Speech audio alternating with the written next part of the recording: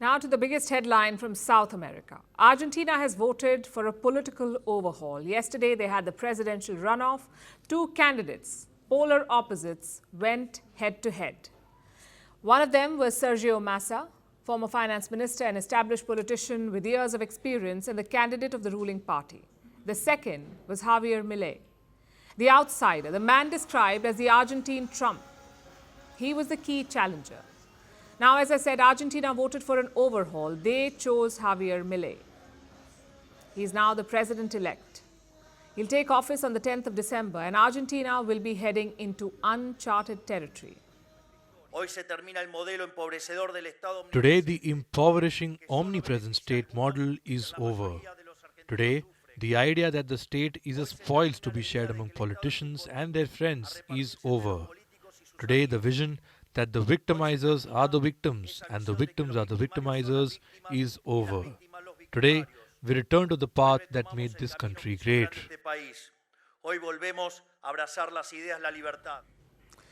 Milei has won a decisive victory, and that's an understatement. He's got the widest margin in 40 years. 1983 was when democracy returned to Argentina. No leader since has got such a big victory margin.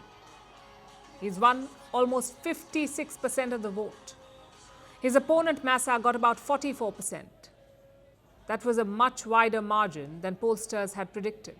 It shows just how popular Milei is, or at least how fed up Argentina was with the ruling party. This country is in a full-blown economic crisis. It's been facing triple-digit inflation.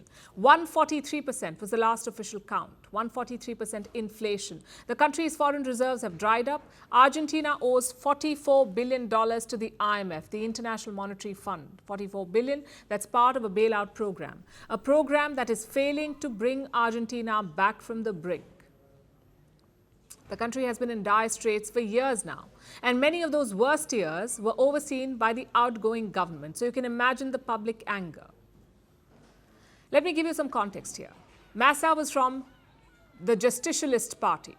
It's been in power for most of Argentina's post-dictatorship years. The party's ideology is called Peronism. It's a blend of populism and nationalism. It was partly inspired by Benito Mussolini's Italian fascism, but more focused on labor reform. Now, Peronism was named after the party's founder, Juan Perón. He won Argentina's presidency 3 times. When he died in 1974, his wife Isabel became president. Then from 2003 to 2015, another husband-wife pair ruled Argentina, the Kirchners. They were also members of the same party, and then in 2019, a Kirchner became vice president. So this party is seen as almost dynastic, and its leaders are blamed for Argentina's economic downfall. Long story short, there was serious anti-incumbency and public anger, and Milei was quick to tap into it.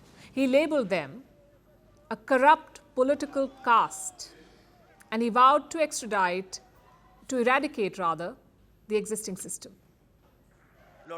This model of decadence has come to an end. There is no turning back. The results of this model are plain for all to see. From being the richest country in the world, today we are ranked 130. Half of Argentines are poor and the other 10% are destitute. Stop this impoverishing model of the caste. Today we embrace the libertarian model so as to return to being a global power.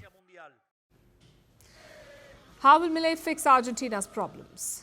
He's offered unconventional solutions. You have to listen to this, like shutting their central bank and abolishing their currency, the Argentine Peso. He wants to replace it with the US dollar. He also wants to reduce the size and power of the government, to cut the number of ministries from 18 to 8, and to reduce or abolish taxes. Plus, he promises to keep the government out of the people's affairs. It sounds as dramatic as it is. But the people of Argentina have seen so many years of economic management that this is a message that resonates with them, a promise of the system overhaul. Out with the old politics that just weren't working. I support Javier Milei because I need a change. I want a change for my country that I deeply love. We've been suffering for many years of decadence, and this seemed to me like a good option. No more of the same. Enough with Peronism already. We already know that. We'll see something new with good ideas, and I have high expectations. I hope he doesn't disappoint us and that he does the best for the country. But will Milei succeed where his predecessors failed? His radical plans for the economy have raised alarms. Critics say it will likely destabilize Argentina further, push it further on the road to collapse. Then there are Milei's other policies which have raised eyebrows. He wants to ban abortion, whatever happened to minimum government interference. He also wants to loosen gun control. He wants to shun ties with Brazil and China. Why? The president-elect says he won't work with communists. Those were his words. Instead, he wants to deepen relations with the US. How does the world see this election?